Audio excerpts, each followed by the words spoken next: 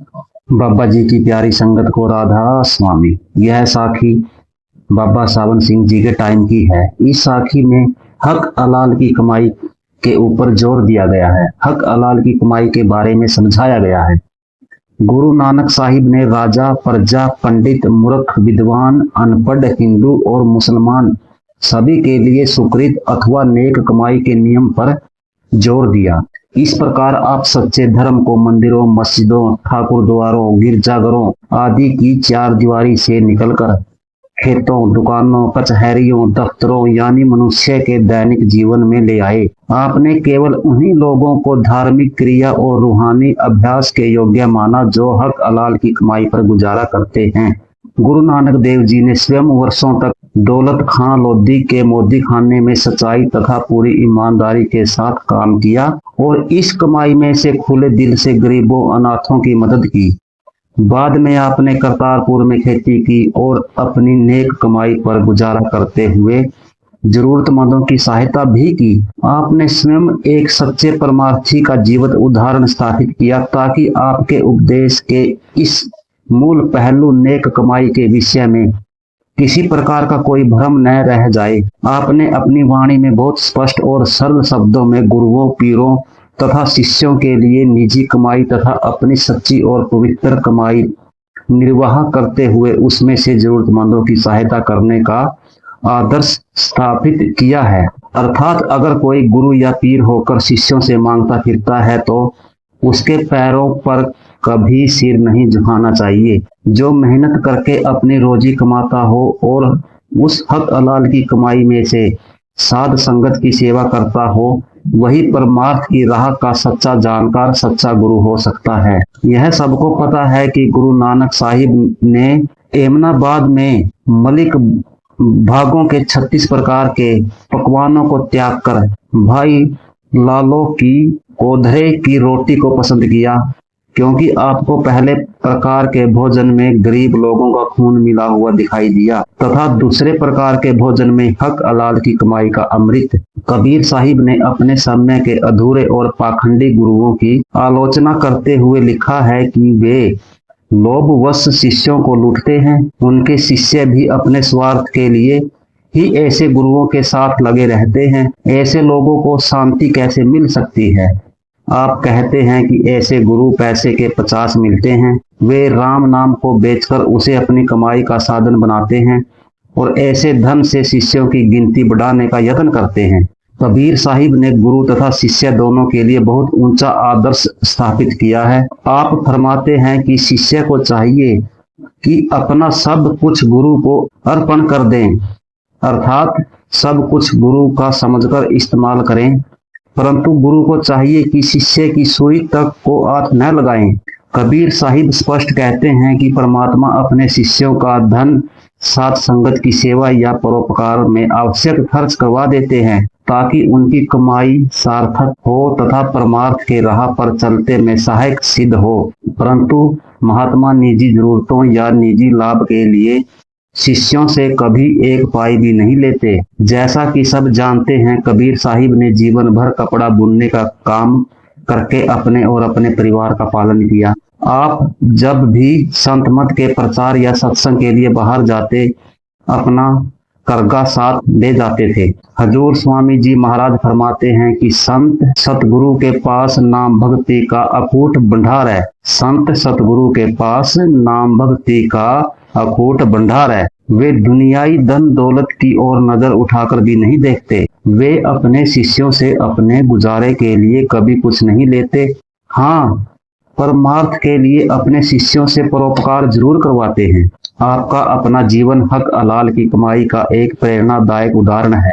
आपका छोटी उम्र से ही परमात्मा की ओर झुकाव था, इसलिए आप ऐसी नौकरी चाहते थे जिसमें स्वार्थ और परमार्थ दोनों साथ साथ चल सके। आपने वल्लभगढ़ के राजा के पास फारसी के अध्यापक के रूप में नौकरी की, जिसमें 3 घंटे प्रतिदिन लगाने पड़ते थे। उन दिनों राजाओं के कर्मचारियों को वेतन के साथ गुजारे के लिए रसद भी मिला करती थी। स्वामी जी महाराज सारी रसद जरूरतमंदों में बांट दिया करते थे और वेतन का काफी बड़ा हिस्सा अपने पिताजी को भेज देते थे। रोजी कमाते हुए भी आपने आपके मन में पूर्ण वैराग्य था। स्वामी जी महाराज के पिताजी घर के गुजारे के लिए साहूकारी किया करते थे। पिताजी के देहांत के बाद स्वामी जी ने सभी कर्जदारों को बुलाकर कहा कि जो कोई कर्ज की मूल रकम चुकाना चाहे चुका दे और जो ना लौटाना चाहे वह ना लौटाए। उन्होंने कर्जदारों के सामने कर्जे के सारे कागज पत्र फाड़ दिए और सूद की आमदनी सदा के लिए बंद कर दी। संत महात्मा कहते हैं कि धन दौलत पापों के बिना इकट्ठी नहीं होती और अंत समय साथ नहीं जाती। गुरु नानक साहिब फरमाते हैं कि लोग धन दौलत इकट्ठा करने में खोए हुए हैं और इस बात पर विचार करने का यत्न नहीं करते कि वे पापों का ऐसा भारी बोझ इकट्ठा कर रहे हैं जो अनेक लोगों के रूहानी विनाश का कारण बन चुका है और अब उनके विनाश का कारण बनेगा।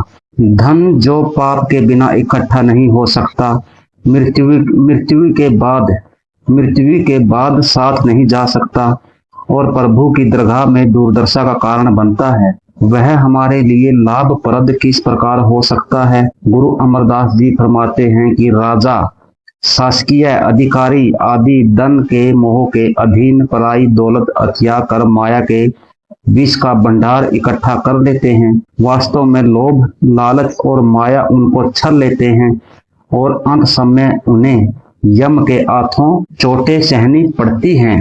इसी भाव को प्रकट करते हुए गुरु अर्जुन देव जी फरमाते हैं कि राजा, महाराजा, हाकिम, शासकीय अधिकारी और धनी लोग परमात्मा का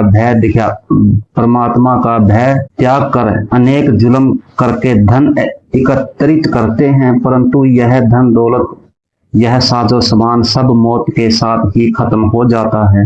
हमारे मन में हमेशा यह चिंता रहती है कि यदि हम बेईमानी नहीं करेंगे तो संसार के काम नहीं चलेंगे, परंतु जिन लोगों ने अपने जीवन में नेकी, सच्चाई और ईमानदारी से काम लिया है, वे सदा यही कहते हैं कि ईमानदारी की कमाई में बहुत बरकत अथवा सुख समृद्धि है और प्रभु स्वयं किसी न किसी प्रकार उनके सभी कार्य पूर्ण कर देता है। यह ठीक है कि अपनी मेहनत और नेक कमाई के द्वारा कोई व्यक्ति ऐसो इशरत तो नहीं कर सकता, परंतु यह कमाई मांस, शराब, इंद्रियों के भोगों तथा अन्य किसी प्रकार के दुराचार तथा पापों से बचाती है।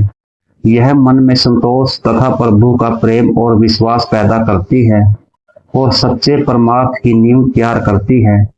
जो लोग सच्चे दिल से महसूस करते हैं कि सच्चा और स्थायी आनंद नेक जीवन और प्रभु प्राप्ति में है, वे प्रसन्न पूर्वक हक हलाल की कमाई का नियम स्वीकार करते हैं। जो लोग आचरण की पवित्रता और आध्यात्मिक आनंद से परिचित हैं या जो इसकी प्राप्ति के इच्छुक हैं, वे अनुचित ढंग से की गई कमाई का त्याग करते हैं।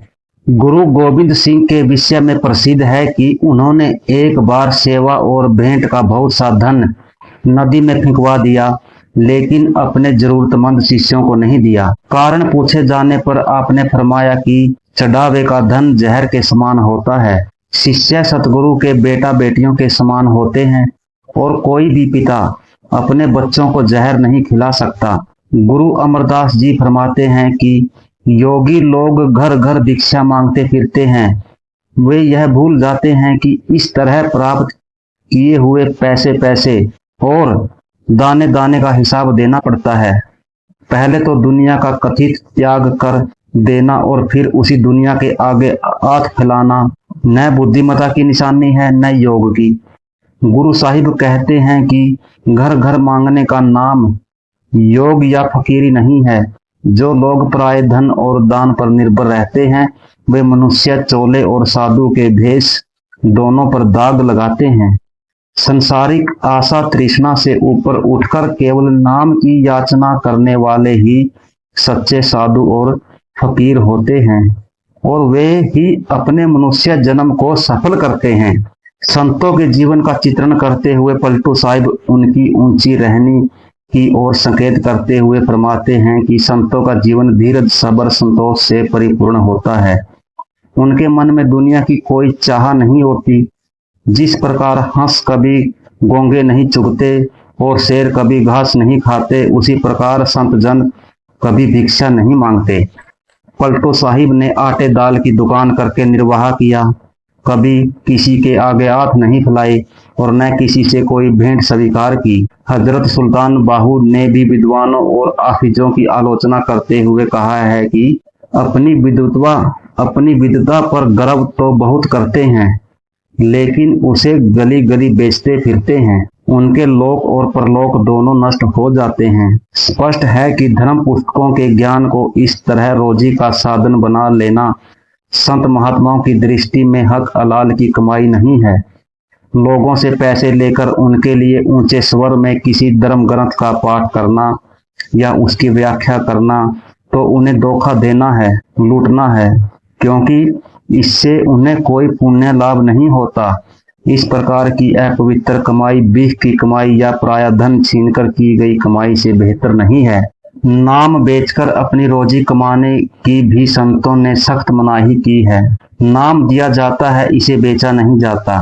हजूर महाराज चरण सिंह जी सत्संग में अक्सर फरमाया करते थे कि नाम की दौलत संतों को मुफ्त मिलती है और वे उसे मुफ्त ही देते हैं। गुरु नानक देव जी फरमाते हैं कि जो नाम को बेचते हैं उनके जीवन को धिक्कार है। उनकी परमार्थ की खेती उजड़ जाती है और अंत समय में साथ ले जाने के लिए उनके पास कुछ भी नहीं रह जाता। सच्चे श्रम के बिना परमात्मा की दरगाह में कभी मान प्राप्त नहीं होता। स्पष्ट है कि गुरु नानक देव जी के अनुसार नाम का बेचना मेहनत करना नहीं है। इसे नेक या हक हलाल की कमाई नहीं कहा जा सकता। कुछ लोग परमार्थ का मार्ग बताने, सत्संग करने तथा नाम देने के बदले जिज्ञासुओं से भेंट, दक्षिणा, फीस आदि लेते हैं, परंतु सच्चे संत महात्माओं ने ऐसी कमाई को निंदा योग्य कहा है। ऐसे लोग अपनी आध्यात्मिक प्राप्ति तो खो ही बैठते हैं। उनके अनुयायी भी ऐसे गुरुओं से कोई लाभ प्राप्त नहीं करते। महान सूफी दरवेश बाबा फरीद के बारे में सभी जानते हैं कि उनका जीवन सादगी, पवित्रता, सब्र और संतोष का जीता जागता दृष्टांत है। आपके शिष्य जंगल में से लकड़ियां काटकर अपना गुजारा किया करते थे। आपने अपने शिष्यों को कठोर हिदायत दी हुई थी कि अगर लंगर में किसी चीज की कमी आ जाए तो उसके बिना गुजारा कर लेना, लेकिन किसी के आगे हाथ न फैलाना। आप दूसरों पर निर्भर होने की बजाय मौत को बेहतर समझते थे। हे मालिक, मुझे अपनी इच्छा पूरी करने के लिए पराये धर पर न जाना पड़े। इसे अच्छा तो यह होगा कि मुझे मौत दे दें। आप फरमाते हैं कि अपनी कमाई से मनुष्य को यदि सादा या मामूली खाना मिले तो भी उसे संतुष्ट रहना चाहिए। दूसरों के स्वादिष्ट भोजन को देखकर ललचाना नहीं चाहिए। एक बार एक फकीर साई शरीफुद्दीन ने हजूर महाराज सावन सिंह जी की सेवा में बड़ी दीनता के साथ नामदान के लिए प्रार्थना की। उसने गले में कफनी डाली हुई थी और वह लोगों के दान पर गुजारा करता था। हजूर ने उसे नाम देने से इनकार कर दिया। उसके अर्ज करने पर हजूर महाराज जी ने फरमाया, नाम के अभ्यास के लिए हक हलाल की कमाई जरूरी है। जो शख्स अपनी रोटी आप नहीं कमाता, उसे नाम देने से क्या फायदा। दूसरे दिन साई ने कफनी उतार दी, साधारण कपड़े पहन लिए और कुल्हाड़ी लेकर लकड़ी काटने का काम शुरू कर दिया। इस पर हजूर ने उसे नाम देकर अपनी संगत में शामिल कर लिया। हजूर महाराज सावन सिंह जी मौलाना रूम का वह कलाम अक्सर सुनाया करते थे, जिसमें मौलाना ने फरमाया है कि खुदा की इबादत के लिए हक हलाल की रोटी जरूरी है। हराम की रोटी से दुख और कष्ट पैदा होते हैं। हक हलाल की रोटी से इंसान में खुदा का नूर पूरी ऊंचाई पर पहुंचता है। हक हलाल की रोटी से बंदगी का शौक और प्रभु से मिलाप का पक्का इरादा पैदा होता है। प्रभु का ज्ञान और बोध पैदा होता है। इससे हृदय में कोमलता और प्रभु प्रेम उत्पन्न होता है। जिस रोटी से तुझे अपने अंदर ईर्ष्या, अज्ञानता और आलस्य पैदा होते दिखाई दें, उसे तुम हराम की रोटी समझ लेना। एक नहीं अनेक पूर्ण संतों के उपदेश तथा उनके जीवन के वृत्तांत